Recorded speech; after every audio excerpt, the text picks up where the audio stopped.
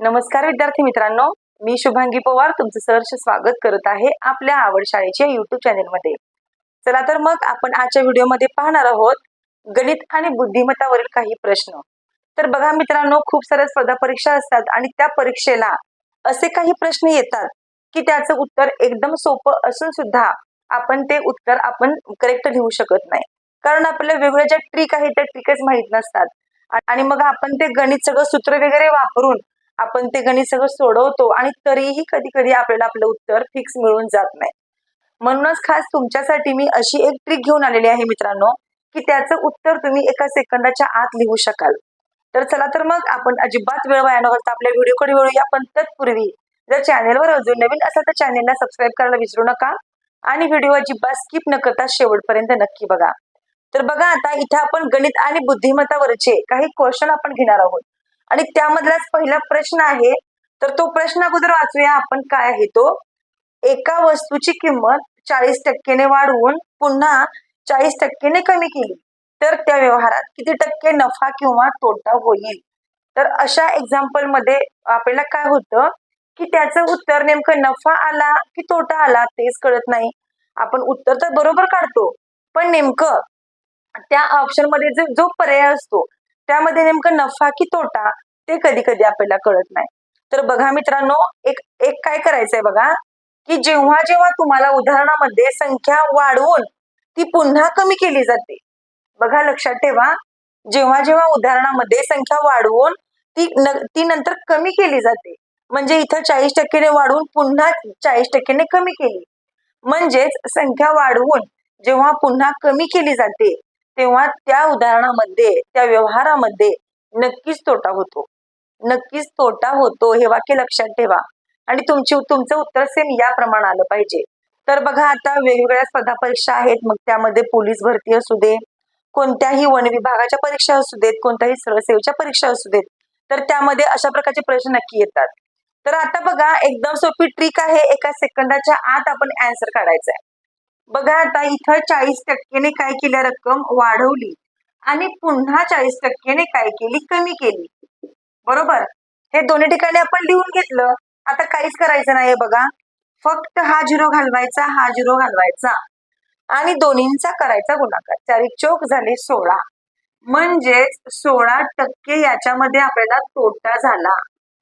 मी तुम्हाला काय सांगितलं होतं, जेव्हा जेव्हा उदाहरणामध्ये किंवा जेव्हा जेव्हा व्यवहारामध्ये संख्या वाढवून ती पुन्हा कमी होते तेव्हा तिथे 100% तोटा झालेला असतो आणि याचं उत्तर अगदी एका सेकंदाच्या आत काढलं आपण, बघितलं तुम्ही, म्हणजे याचं उत्तर 16% तोटा झाला असं येतं। चला तर मग आता अशा प्रकारचा आणखीन एक प्रश्न आपण बघणार आहोत। तर बघा मित्रांनो, आता इथं आपण प्रश्न दुसरा घेतलेला आहे। प्रश्न काय आहे आपण वाचूया अगोदर। एका वस्तूची किंमत 20% ने वाढवून पुन्हा 20% ने कमी केली तर त्या व्यवहारात किती टक्के नफा किंवा तोटा होईल? तर आता बघा, सेम मगाशी जे एक्झाम्पल होतं तेच घेतलेलं आहे आपण, फक्त यातल्या किमती आपण बदललेल्या आहेत। आता बघा, तुम्ही याचं उत्तर पटकन तुमच्या नोटबुक मध्ये काढू शकता आणि तुमचे आन्सर बरोबर आहे का ते पण तुम्ही बघू शकता। तर काय केलं आहे, इथं 20% ने रक्कम अगोदर ती किंमत वाढवली होती आणि पुन्हा नंतर 20% ने कमी केली। मग आता काय करायचं, झिरो कट, बेदोनी 4, बेदोनी 4, म्हणजेच 4% झाला तोटा, 4% झाला तोटा। बघा, एक सेकंद पण लागत नाही आपल्याला, एक सेकंद पण लागत नाही उत्तर काढायला, किती पटकन आपण आन्सर काढतो बघा। म्हणजेच लक्षात ठेवा, जेव्हा जेव्हा तुम्हाला एक्झामला अशा प्रकारचा प्रश्न येईल तेव्हा डोळे झाकून तुम्ही अशा प्रकारे तुम्ही ट्रिक वापरून हे आन्सर लिहू शकता। कोणताही विचार न करता तुम्ही हे उत्तर अशा प्रकारे तुम्ही उत्तर लिहू शकता, तुमचं उत्तर अगदी बरोबर येणार आहे। आता आपण प्रश्न पुढचा बघूया। तर बघा, आता इथं आपण उदाहरण घेतलेलं आहे, तर ते काय आहे ते आपण पहिल्यांदा वाचूया। एका वस्तूची किंमत 28% ने वाढवून पुन्हा 28% ने कमी केली तर त्या व्यवहारात किती टक्के नफा किंवा तोटा होईल?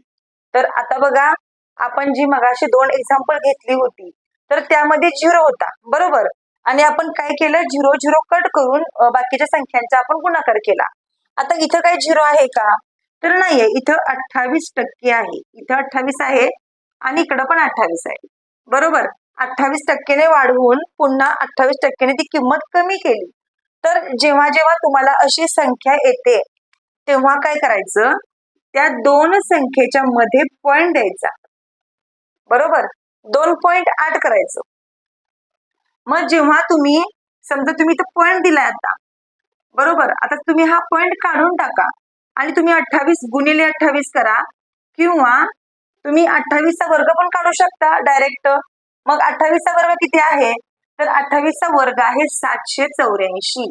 वर्ग किती आहे, 784 हा वर्ग आहे 28 चा.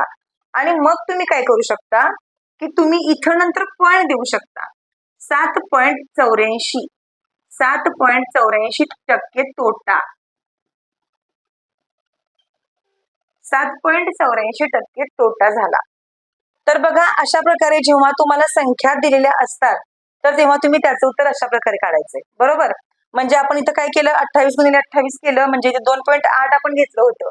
दोन्हींच्या मध्ये फक्त पॉइंट द्यायचा होता आणि तुम्ही त्या संख्येचा गुणाकार करायचा आणि तुम्ही आलेल्या उत्तरामध्ये फक्त तिथं पॉइंट द्यायचा. तर अशा प्रकारे याचं उत्तर आपण काढलं, म्हणजे 7.84% तोटा झालेला आहे. तर बघा, आता पुढचं एक्झाम्पल आपण घेऊया. तर बघा मित्रांनो, आता हा जो प्रश्न घेतलेला आहे, तर अशा प्रकारचे तुम्हाला प्रश्न एक्झामला येत असतात. तर बघा प्रश्न काय आहे, पहिल्यांदा आपण वाचूया. एका वर्गातील 16 विद्यार्थ्यांचे सरासरी वय 20 वर्ष आहे. जर त्यात शिक्षकाचे वय मिळवले तर सरासरी 1 ने वाढते, तर शिक्षकाचे वय किती? आता आपल्याला शिक्षकाचे वय काढायचंय. आता इथं आपल्याला कोणतंही सूत्र वगैरे काही यूज करायचं नाहीये आणि हे सुद्धा उत्तर आपण अगदी एका सेकंदाच्या आत काढणार आहोत. काय करायचंय बघा, हे जे वर्गातील 16 विद्यार्थी आहेत, या 16 मध्ये ही जी सरासरी आलेली आहे 1, ती 1 प्लस करायची. उत्तर 17 आलं. बरोबर, आणि या 17 मध्ये फक्त ते तिकडची 20 आहेत ना, हे विद्यार्थ्यांची सरासरी आहे ना 20, ती फक्त याच्यामध्ये ऍड करायची.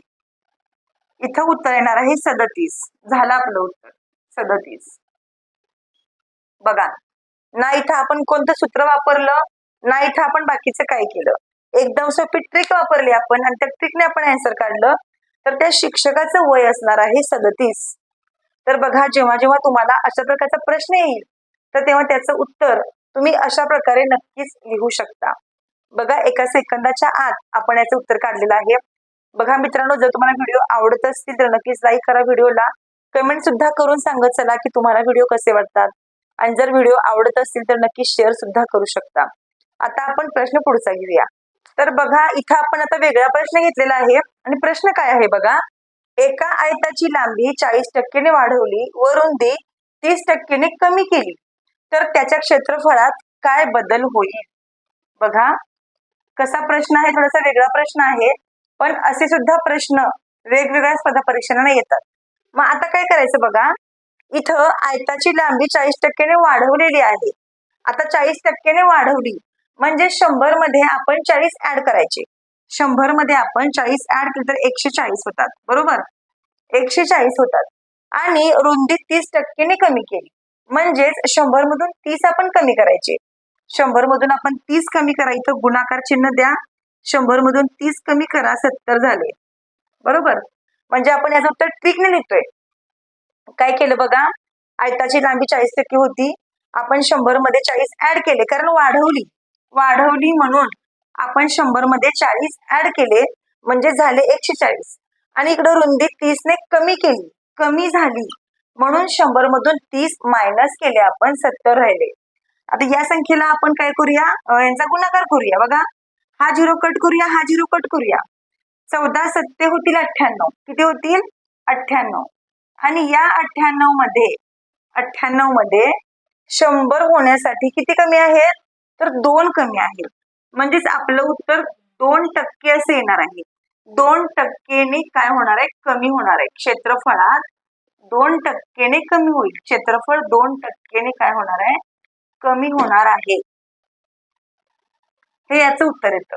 बघा, 30% ने कमी केलं तर क्षेत्रफळात काय बदल होईल असे विचारले, म्हणजेच क्षेत्रफळ 2% ने कमी होणार आहे. तर बघा, जेव्हा जेव्हा तुम्हाला अशा प्रकारचे प्रश्न येतात तेव्हा तुम्ही त्याचं उत्तर सेम या ट्रिकने लिहायचं आहे. जेव्हा किंमत वाढवलेली असेल तेव्हा 100 मध्ये ती रक्कम वाढवायची आणि जेव्हा कमी केलेली असते तेव्हा 100 मधून ती रक्कम मायनस करायची, ती किंमत मायनस करायची. आता बघा सेम असंच आपण एक्झाम्पल, एक लास्ट एक्झाम्पल घेऊया. तर बघा आता इथं आपण प्रश्न घेतलेला आहे, एका आयताची लांबी 80% वाढवली, वरून ती 40% कमी केली, तर त्याच्या क्षेत्रफळात काय बदल होईल? आता बघा, जर तुम्हाला ते मागील एक्झाम्पल समजलं असेल तर तुम्ही याचं उत्तर तुमच्या नोटबुक मध्ये काढायचं आहे आणि ते तुम्ही बरोबर आले का ते पण तुम्ही चेक करू शकता. आता बघा, इथं लांबी 80% वाढवलेली आहे. मग वाढवली म्हणजेच काय करायचं, तर 100 मध्ये ते 80 आपण ऍड करायचे. रक्कम म्हणजे ती लांबी झाली 180, बरोबर. आणि गुणाकार चिन्ह द्यायचं आणि रुंदी 40% कमी झाली असं आहे. मग 100 मधून 40 मायनस करायचे, उरतील 60, बरोबर, उरतील 60. आता बघा, झिरो कट 18 आणि 6चा गुणाकार करायचा आहे. तर 18चा पाडा आपण 6 पर्यंत म्हणायचा, 18 सक्क होते 108, 18 सक्क झाले 108, म्हणजेच 108 आलं. म्हणजे 100 वर किती जास्त आहे, 100 वर किती जास्त आहे, तर 8 जास्त आहे. म्हणून ती त्या क्षेत्रफळामध्ये 8% काय होईल, वाढ होणार आहे. काय होणार आहे, वाढ होणार आहे. 8% वाढ होणार आहे. जेव्हा तुमचं उत्तर 100 पेक्षा कमी येतं तर ते कितीने कमी येतं, ते याचं उत्तर असतं, ते कमी होणार. आणि जेव्हा तुमचं उत्तर 100 पेक्षा जास्त येतं तेव्हा ते आपण ते उत्तर काय करायचंय, ते वरची जी किंमत असते तर ती इथं आपण किंमत घ्यायची असते. तर बघा, अशा प्रकारे मित्रांनो, जर तुम्हाला व्हिडिओ आवडला असेल तर नक्कीच लाईक करा व्हिडिओला, कमेंट करून सांगा तुम्हाला हा व्हिडिओ कसा वाटला. चला तर मग आपण असंच भेटू आणखीन एका नवीन व्हिडिओ सोबत. तोपर्यंत धन्यवाद.